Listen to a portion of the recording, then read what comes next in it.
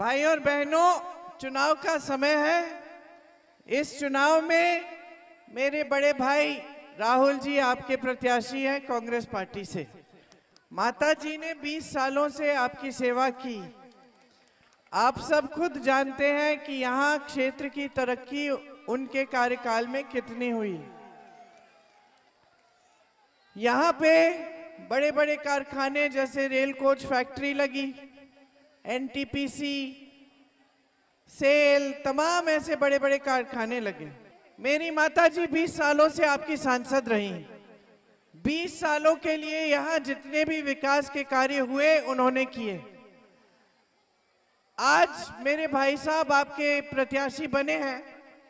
वो पहले अमेठी के सांसद होते थे, उन्होंने अमेठी में भी बहुत काम कराए और मेरे पूरे परिवार के कार्यकाल में यहाँ बहुत बड़े बड़े जो विकास के कार्य हुए, आपने खुद ही देखा कि किस तरह से पूरे क्षेत्र की अर्थव्यवस्था बदली।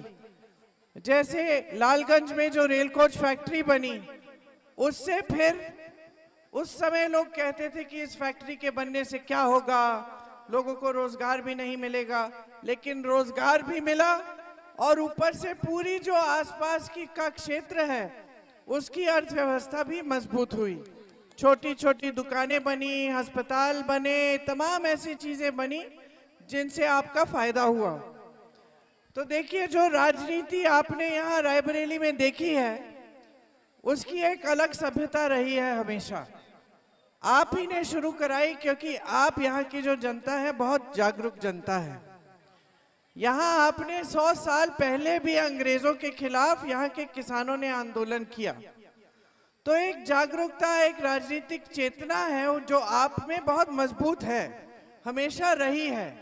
तो आपको गर्व होना चाहिए कि आपने यहाँ से जो अपने सांसद और आपके बीच में जो रिश्ता बनाया, जो रिश्ता जोड़ा, वो सिर्फ राजनीतिक रिश्ता नहीं था, लेकिन प्रेम, आदर, समर्पण का रिश्ता भी रहा है।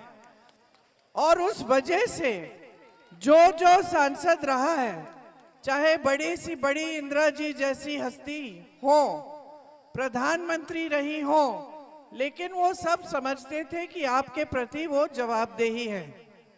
मतलब कि आपके लिए काम करके कर देना है, और अगर काम नहीं करेंगे तो आप नाराज हो जाएंगे और हो सकता है आप समर्थन ना दें। ये जो नेता में ये जानना बहुत जरूरी होता है, क्योंकि सत्ता मिलने से अक्सर ये हो जाता है कि नेताओं में अहंकार बहुत हो जाता है। नेताओं में अहंकार हो जाता है तो काम नहीं करते, वो जनता के बीच आते नहीं है, जनता की समस्याओं को सुनते नहीं है, सुलझाने की कोशिश नहीं करते। तो आपने जो यहाँ पे सभ्यता स्थापित की राजनीतिक, उसमें ये था कि चाहे बड़े से बड़े प्रधानमंत्री हो, वो आपके लिए काम करके दिखाएंगे और काम के आधार पर ही आपसे वोट मांगेंगे। आपने तो एक बार इंदिरा जी को भी हरा दिया। आपको उनकी नीति पसंद नहीं आई, आपको लगा कि आपके लिए सही नीति नहीं है, तो आपने चुनाव हरा दिया। इंदिरा जी नाराज नहीं हुई, उन्होंने आत्मचिंतन किया, उन्होंने अपनी सोचा कि मैंने क्या गलती की है, और फिर 3 साल बाद आपके सामने जब फिर से आई आत्मचिंतन करके, तो आपने उनको फिर से जिता दिया। तो ये बात समझनी जरूरी है कि जब हम कहते हैं कि भारत लोकतंत्र है, तो इसका मतलब क्या है। लोकतंत्र का मतलब ये है कि जो भी नेता बने, जितना भी बड़ा बने, वो जनता के प्रति जवाबदेह होता है और जनता पर निर्भर है कि वो सत्ता में रहेगा कि नहीं। अब 10 सालों से केंद्र में मोदी जी की सरकार है कि नहीं। अब आप मुझे बताइए, इन 10 सालों में आपके जीवन में क्या तरक्की आई है? 45 सालों में आज सबसे ज्यादा बेरोजगारी है। 70 करोड़ लोग बेरोजगार हैं। 30 लाख सरकारी पद खाली पड़े हैं। आज ये परिस्थिति है कि आप अपने बच्चों को पढ़ाओ लिखाओ भी, तब भी इनको रोजगार मिलना मुश्किल है। और आप मेहनत से पढ़ा रहे हैं, लिखा रहे हैं। किसान खेती में मेहनत करता है किस लिए? अपने बच्चों को बड़ा करके, उनको मजबूत बना के, उनको रोजगार दिलवाने के लिए। लेकिन आज देश में परिस्थिति यह है कि रोजगार कहीं से नहीं बन रहे हैं। जितनी भी मोदी जी की नीतियां हैं वो सब बड़े बड़े खरबपतियों के लिए हैं। तो समझने वाली बात यह है कि 10 सालों में रोजगार नहीं बने। 10 सालों में जो किसान खेती करता है उससे कमाई उसकी कम होती गई। खेती के सारे सामानों पे टैक्स डाल दिया, जीएसटी टैक्स देते हैं आप। ऊपर से ये आवारा पशुओं का आतंक, जिसको रोकने के लिए कुछ नहीं किया है सरकार ने। तो आपकी खेती से कमाई भी नहीं हो रही है। एक जमाने में खेती से रोजगार मिलते थे, आज वो भी नहीं हो रहा है। तो खेती से कमाई नहीं हो रही है, रोजगार नहीं मिल रहा है। और यहाँ मेरी सारी बहनें बैठी हैं, आप बताएंगे कि महंगाई कितनी बढ़ चुकी है। आज आप अगर कुछ खरीदने जाएं दुकान, तो आधी चीजें छोड़ के आ जाती हैं। सोचती हैं कोई बात नहीं, बाद में ले लेंगे, अभी जो जरूरी है वही लेंगे। सही है कि नहीं? घर पे किसी चीज की जरूरत होती है, बच्चे का इलाज करना है, बीमार पड़ गया, उसकी फीस भरनी है, उसके लिए वर्दी खरीदनी है, कोई त्योहार है और त्योहार के लिए कुछ नया खरीदना चाहती हैं, या मेहमान आएंगे उनके लिए भोजन पकाना है, सारी चीजें महंगी हो गई हैं।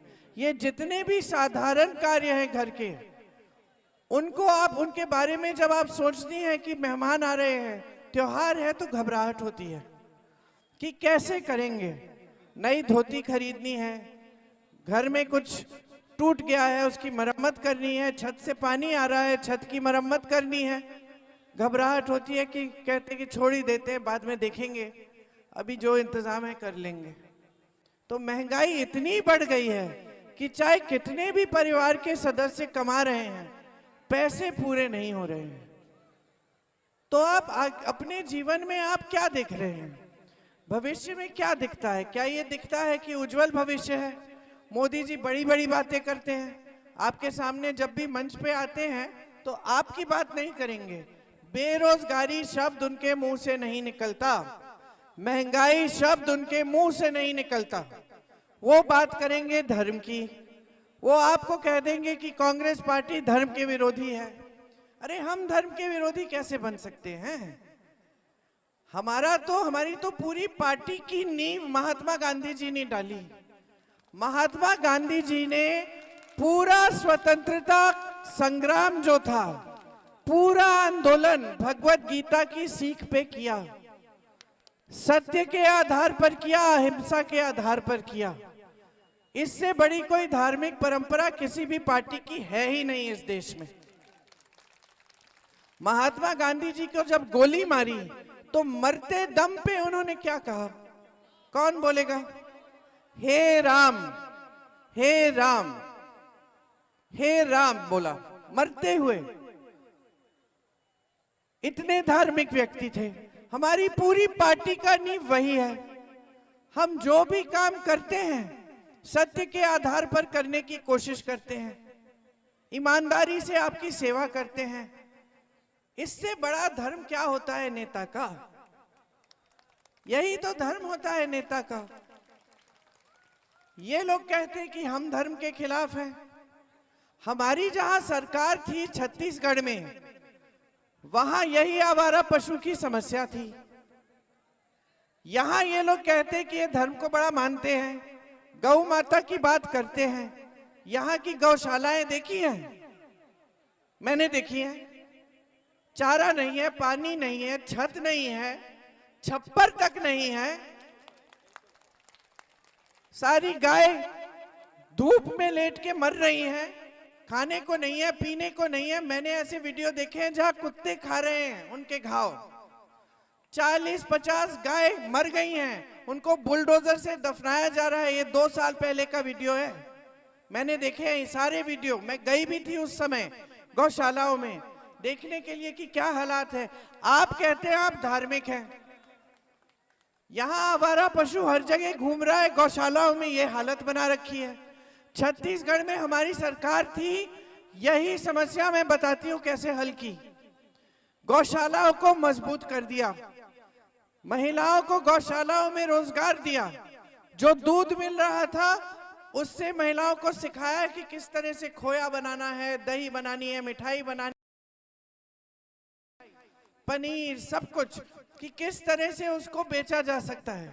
महिलाओं ने बेचकर अपनी आमदनी बढ़ाई, स्वयं सेवा समूह को जोड़ दिया गौशालाओं से। सरकार ने ये कहा कि हम, सुन लीजिए, सरकार ने ये कहा कि हम गोबर खरीदेंगे, गोबर खरीदी प्रति किलो के हिसाब से। जनता ने सोचा कि अगर सरकार गोबर खरीद रही है, हम हमारा पशु एक आध रख लेते घर में, हमारी आमदनी हो जाएगी। हो गई तो समस्या हल हो गई, क्योंकि नीति सही थी। अब ये लोग धार्मिक काम करते नहीं हैं, लेकिन धर्म के आधार पर आपके घरों में आ जाते हैं वोट मांगने के लिए, दुर्दुरिया करने आते हैं आपके घर, आपको कहते हैं कि भगवान के नाम वचन दे दो कि भाजपा में वोट डालोगे, कमल पे दबाओगे बटन। अब कौन से भगवान आपको बता रहे हैं कि इस राजनीतिक पार्टी में चले जाओ या उस राजनीतिक पार्टी को अपना वोट दे दो? ऐसी बात कभी भगवान करते हैं? हजारों सालों से हमारी पूरी धार्मिक परंपरा क्या रही है? सारे भगवानों ने, संतों ने, गुरुओं ने, महात्माओं ने एक ही बात कही है, सत्य के आधार पर अपना जीवन जियो, अपनी सच्चाई को देखकर अपना जीवन जियो, ईमानदारी से काम करो, प्यार और प्रेम से सबके साथ व्यवहार करो। यही कहते हैं सारे भगवान, यही माताएं अपने बच्चों को सिखाती हैं, क्योंकि यही माताओं को सिखाया गया है सदियों से, हजारों सालों से। यही हमारी धार्मिक परंपरा है। कोई भगवान तो आपको कभी नहीं कहे हैं कि इसको वोट दो या उसको वोट दो। इंदिरा जी जैसी महान हस्ती आपकी नेता रही, आपकी सांसद रही, वो आपके पास आती थी वोट मांगने के लिए तो अपने काम के आधार पर मांगती थी। बहुत धार्मिक थी वो, बहुत धार्मिक थी। रोज सुबह उठकर पूजा करती थी, हर मंदिर में गई, हर तीर्थ स्थान में गई, धर्म का बहुत आदर करती थी, लेकिन धर्म के नाम पर आपसे वोट नहीं मांगती थी। तो आपको सावधान होना पड़ेगा। आज आप देखिए, एक तरफ धर्म की बातें, दूसरी तरफ क्या प्रत्याशी आपके सामने आए हैं भाजपा से। क्या है उनका काम? सुबह से शाम तक सिर्फ जनता को प्रताड़ित करना, जमीनें हड़पना, कोटेदारों प्रधानों को धमकाना, डराना, यही काम है। और उनके 5 भाई यही कर रहे हैं पूरे क्षेत्र भर में, आतंक फैला रखा है। जहां देखिए, जो पंचायत राज का मेरे पिताजी लाए थे देश में, सोच क्या थी सुन लीजिए। उनकी सोच ये थी कि जो पैसा आता है सरकार से वो सीधा गांव में जाना चाहिए, क्योंकि गांव में प्रधान को तय करना चाहिए कि उसको विकास के लिए कौन से कार्य करने हैं। ये स्वतंत्रता प्रधान को होनी चाहिए, मिलनी चाहिए। उस समय मुझे याद है, मैं बच्ची थी, पिताजी के बहुत आलोचक थे, उन्होंने कहा था कि ये बहुत गलत है, अगर सीधा डायरेक्ट भेज दोगे पैसे तो फिर केंद्र निगरानी कैसे रखेगा, और अगर पैसे गांव में चले गए तो फिर गांव में भ्रष्टाचार होगा। और मुझे याद है मेरे पिताजी ने कहा था, जो गांव के लिए कार्य होने चाहिए वो गांव के लोग, गांव के प्रधान के साथ तय करें क्या कार्य होना चाहिए, और अगर गांव में भ्रष्टाचार होगा तो कम से कम गांव वालों को मालूम होगा कि यही है प्रधान जो भ्रष्ट है, और वो खुद ही निपटा लेंगे उसको।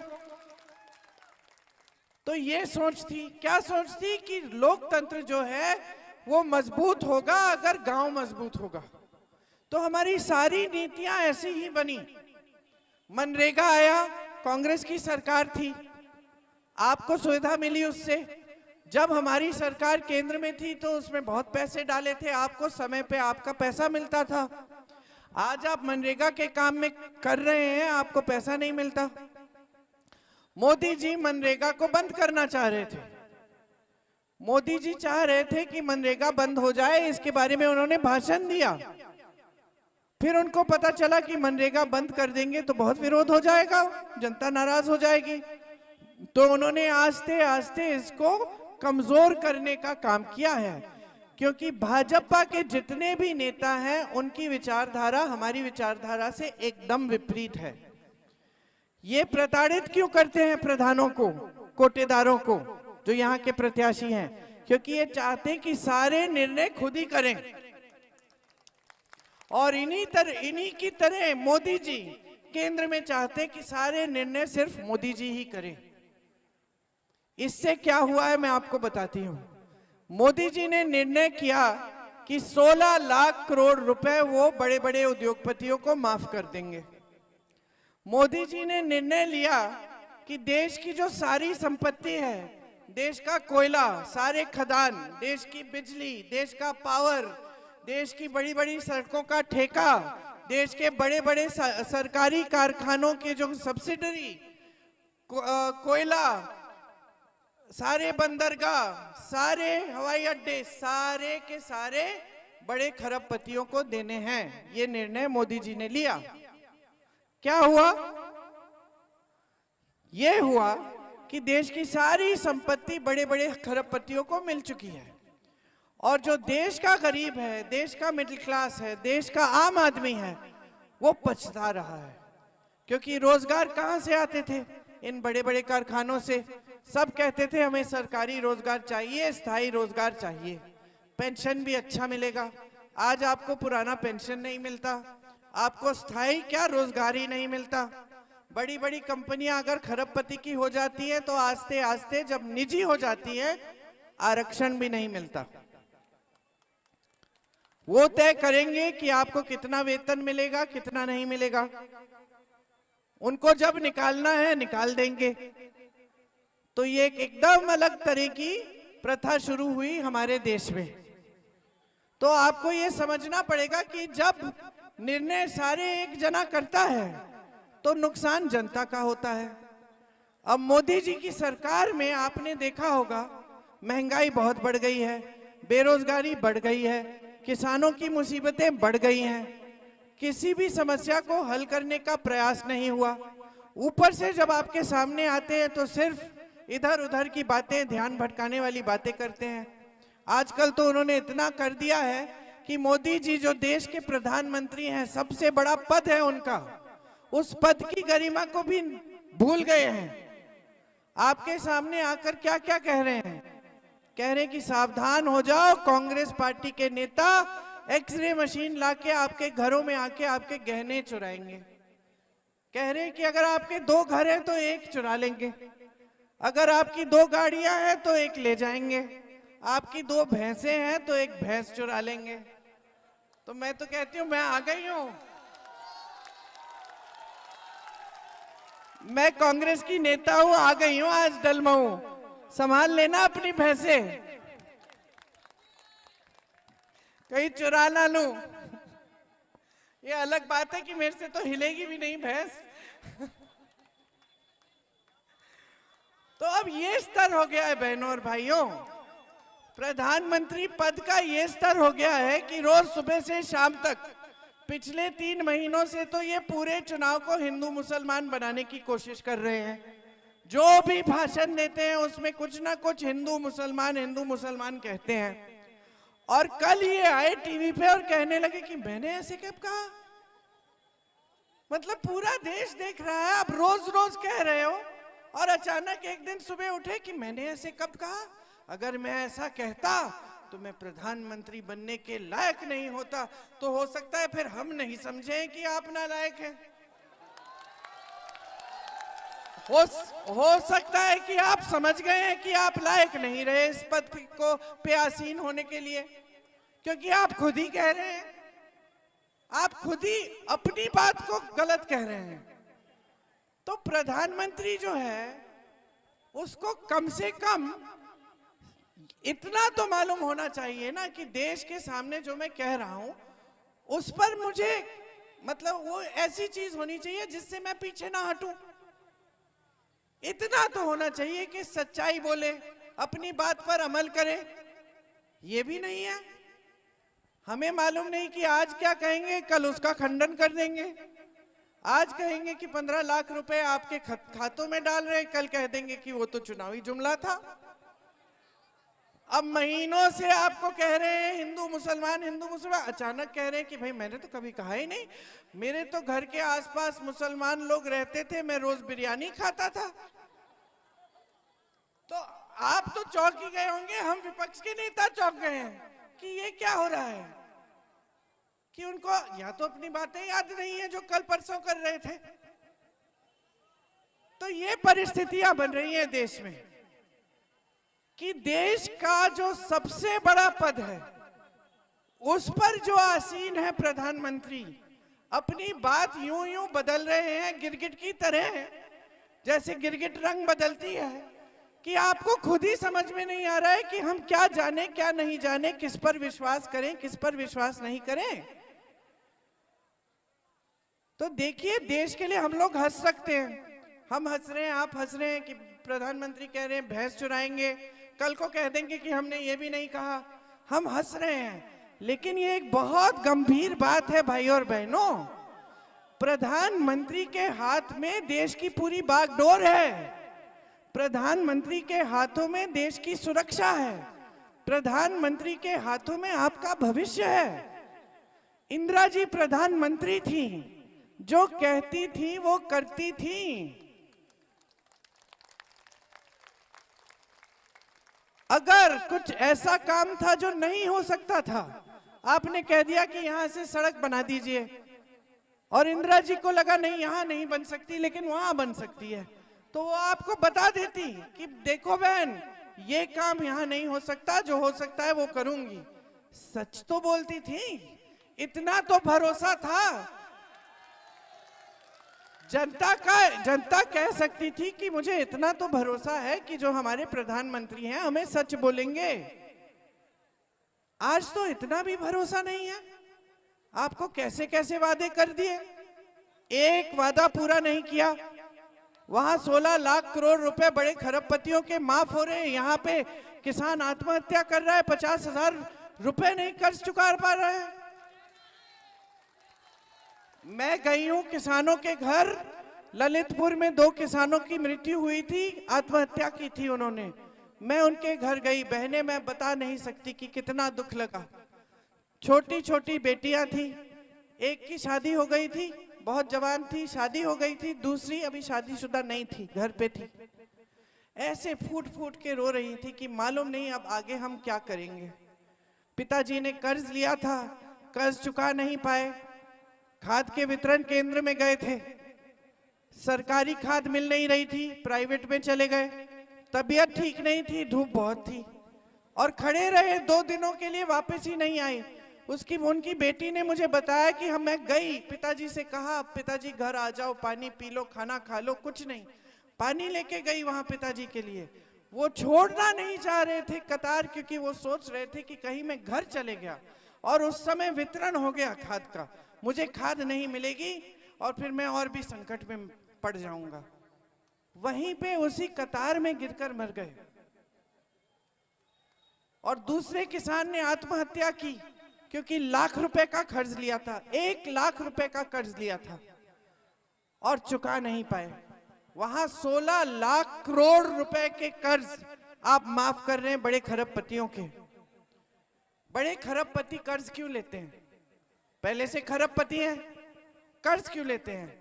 कि जो हजारों करोड़ का उनका बिजनेस है, उनमें थोड़े 1000 करोड़ और जुड़ जाएं, उनका बिजनेस बड़ा हो जाए।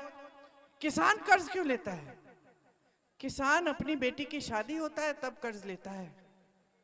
किसान तब कर्ज लेता है जब उपज का दाम नहीं मिला, नुकसान हो गया है खेत में और फिर से उपज उगानी है और पैसे नहीं बचे। किसान तब कर्ज लेता है जब बच्चे को पढ़ाना है, ट्यूशन की फीस देनी है और बच्चे के भविष्य को मजबूत करना है। किसान तभी कर्ज लेता है जब जीने मरने की बात होती है, तब कर्ज लेता है। और आप किसान का 1 पैसा माफ नहीं कर रहे हैं। पूरे देश भर के किसानों ने आंदोलन किया कुछ सालों पहले। मोदी जी ने अपने घर से ही नहीं निकले, कोई सुनवाई नहीं थी। 600 किसान शहीद हो गए। इनके मंत्री के बेटे ने जीप के नीचे 6 किसान कुचल दिए यहां लखीमपुर खीरी में। आपके यूपी में क्या किया इन्होंने? क्या किया? कुछ नहीं किया। और उस मंत्री को मजबूत बना दिया। हाँ, अजय मिश्रा टेनी, मैं गई थी, वहां भी गई थी। मैं वहां गई उनके परिवारों से मिलने के लिए, क्योंकि इंदिरा जी ने क्या सिखाया हमें, जहां दुख है वहां जाओ। मैं वहां गई, मुझे पकड़ के गिरफ्तार कर लिया, लेकिन उसको गिरफ्तार नहीं किया जिसने जीप के नीचे किसानों को कुचला। मुझे गिरफ्तार किया कि मैं न जा पाऊं परिवारों से मिलने। टिकट मिल गया, दोबारा देखो चुनाव लड़ रहे हैं। तो ये हालात हैं देश के। ऊपर से आप टीवी चलाते हैं, आपको बहुत सुंदर सपने दिखाए जाते हैं कि भाई जितना काम कांग्रेस ने 70 सालों में नहीं किया था, उतना मोदी जी ने 10 सालों में कर लिया है। देश आगे बढ़ रहा है, अर्थव्यवस्था मजबूत हो गई है। मोदी जी बड़े बड़े सेठों के बीच दिखते हैं, बड़े बड़े महलों में दिखते हैं, साफ सुथरे कपड़े। एक ये जैसे ये पसीने बहा रही हूं मैं, एक पसीने की बूंद नहीं है।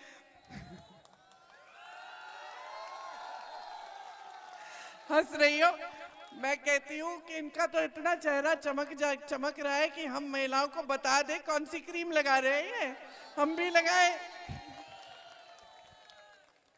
कभी बीच आते ही नहीं है, कभी जनता के बीच देखा है उनको?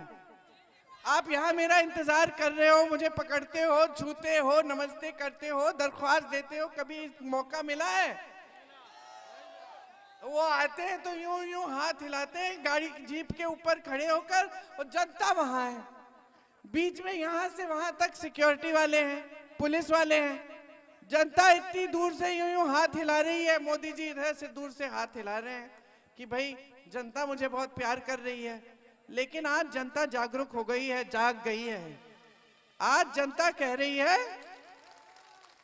मुझे वो वाला नेता चाहिए जो 4000 किलोमीटर पैदल चल के मेरे बीच आता है।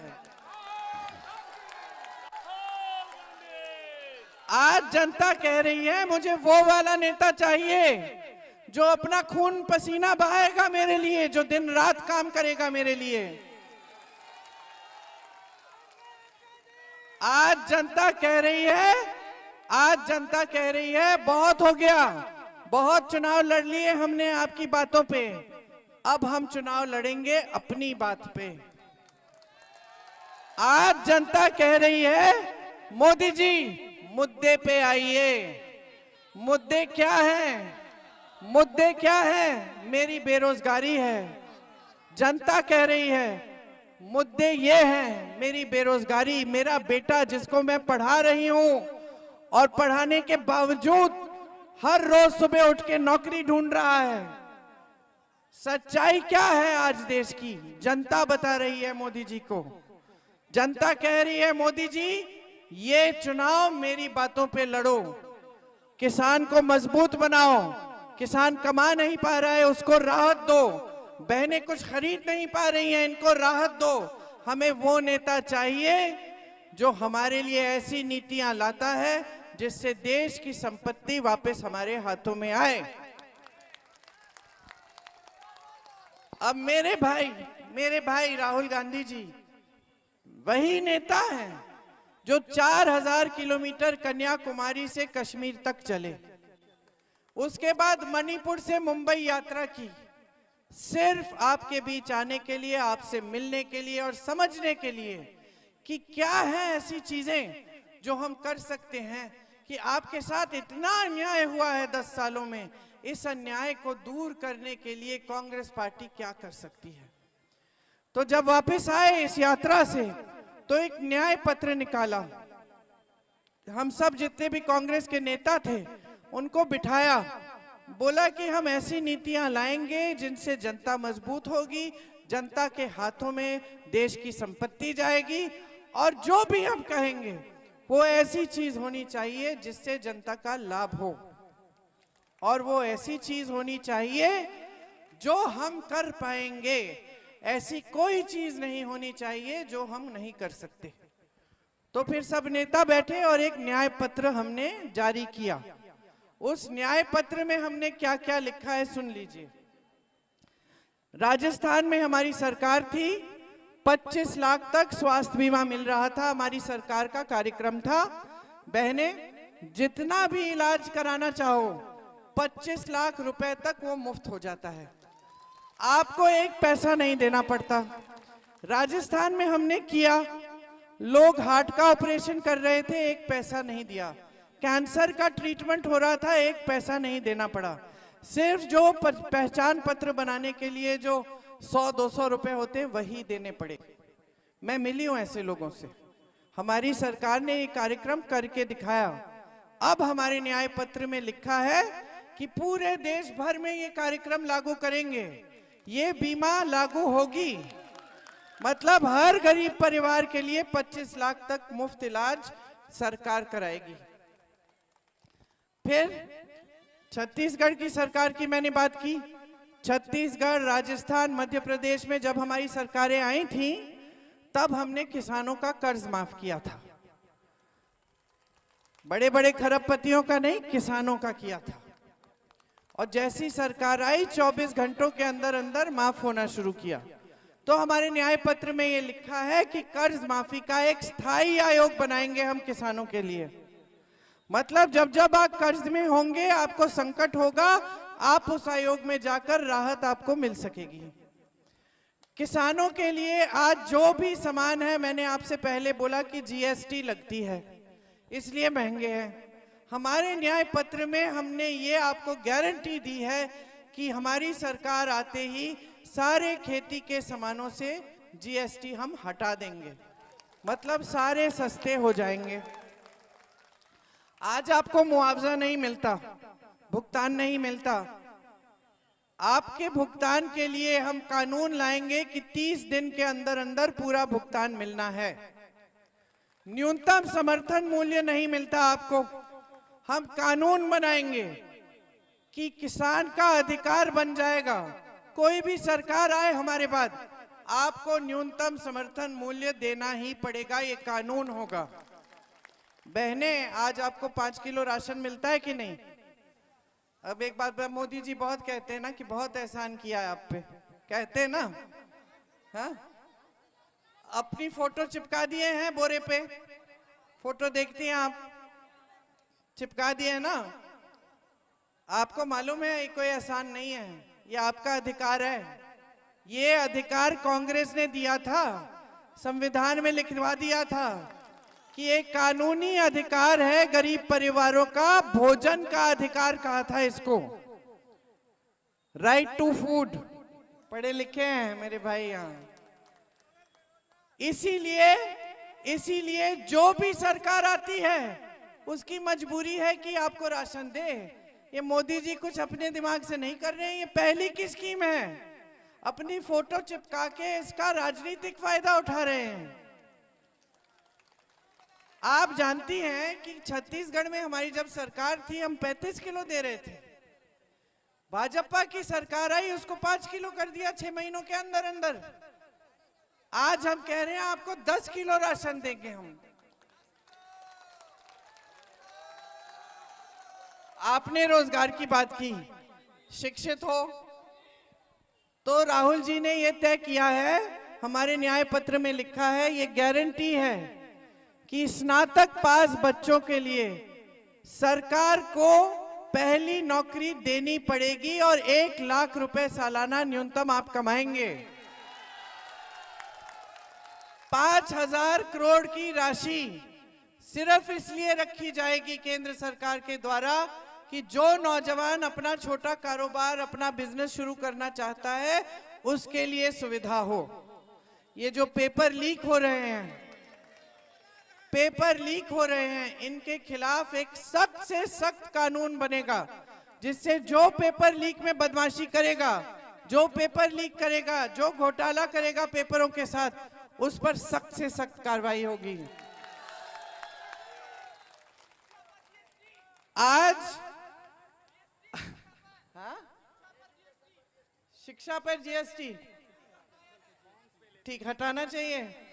ठीक, मैं भैया से बात करूंगी। लेकिन एक बात है, जो आप फॉर्म लेते हैं ना, जो शिक्षा क्या नाम है, एग्जाम की फीस भरते हो आप, वो हम माफ कर रहे हैं, वो नहीं होगी। ये लिखा है कि जो फीस है वो माफ कर रहे हैं, और अगर आपने शिक्षा के लिए कर्ज लिया तो कर्ज भी माफ करेंगे। ये है। अरे अब मुझे पूरा बोलने दो। और श्रमिकों के लिए, श्रमिकों का आज शोषण बहुत होता है। जो ठेकेदार जो देना चाहता है दे देता है। हम तय करेंगे, कानून बनेगा, 400 रुपए से कम दिहाड़ी कोई नहीं दे सकता। आज गांव में मनरेगा है, गांव में आपका मनरेगा है, हम मनरेगा को बहुत मजबूत बनाएंगे और शहरों में भी मनरेगा देंगे। तो शहरों में भी 100 दिन का रोजगार आपको कम से कम मिलेगा। अशोक सिंह जी कहाँ गए? अगली मीटिंग में चले। अचानक मैंने देखा गायब हो गए। बिजली के बिल का क्या लिखा है? हमने कुछ लिखा है अपने न्याय पत्र में? मुझे पढ़ना पड़ेगा कि क्या लिखा है, लेकिन इतना बता देती हूँ कि जहां हमारी सरकार है आज के दिन, वहां 200 यूनिट बिजली मुफ्त मिल रही है। तो जो कार्य हम कर रहे हैं वो हम आपकी मजबूती के लिए कर रहे हैं। हम चाहते हैं आप मजबूत रहें। ये जो है हमारी सभ्यता है कांग्रेस की, हमने आप ही से सीखी। यहाँ पंडित नेहरू जी के समय से इंदिरा जी, पंडित जी, सोनिया जी, बड़े बड़े कांग्रेस के नेता आपके सांसद रहे। पंडित नेहरू जी सांसद नहीं रहे, लेकिन आपके साथ आंदोलन किया यहाँ। तो जो हमारी जो सभ्यता है वो यही स्थापित हुई कि काम करके दिखाना है, काम के नाम पर वोट मांगना है, और जनता ही सर्वोपरि रहती है। तो ये हमारी सभ्यता है, यही हमारी विचारधारा है। आप मेरे भाई के हाथ मजबूत करेंगे, उनको भारी से भारी बहुमत से जिताएंगे। हमारी सरकार केंद्र में आएगी तो हम ये सारे काम आपके लिए कर पाएंगे। हाँ, क्योंकि मिट्टी की तेल तो आजकल आपको मिल ही नहीं रही है, और महंगी कितनी हो गई है। ये सब मोदी जी की बदौलत है। चीनी भी बंद हो गई है। तो बदलिए अब सरकार, अब ऐसी सरकार लाइए जो आपके लिए काम करे, जो सच सच बोले। आपको ऐसे नेता लाइए, ऐसे नेता नहीं जो एक दिन कुछ बोले अगले दिन भूल गए कि क्या बोला था। हाँ? अग्निवीर को रद्द करने जा रहे हैं हम। अग्निवीर जैसी खराब स्कीम हमने जिंदगी में नहीं देखी। तमाम नौजवान दौड़ लगाते हैं, परिश्रम करते हैं, किस लिए? किस लिए? कि 5 साल नौकरी करेंगे, 4 साल सेना में, और घर आके फिर बेरोजगार हो जाएंगे। तो सेना को कमजोर करने का काम भी कर रहे हैं ये। अपने देश के लिए, अपने प्रदेश के लिए, अपने गांव के लिए, अपने भविष्य के लिए अपना वोट दीजिए। भारी बहुमत से कांग्रेस को जिताइए। धन्यवाद। जय हिंद।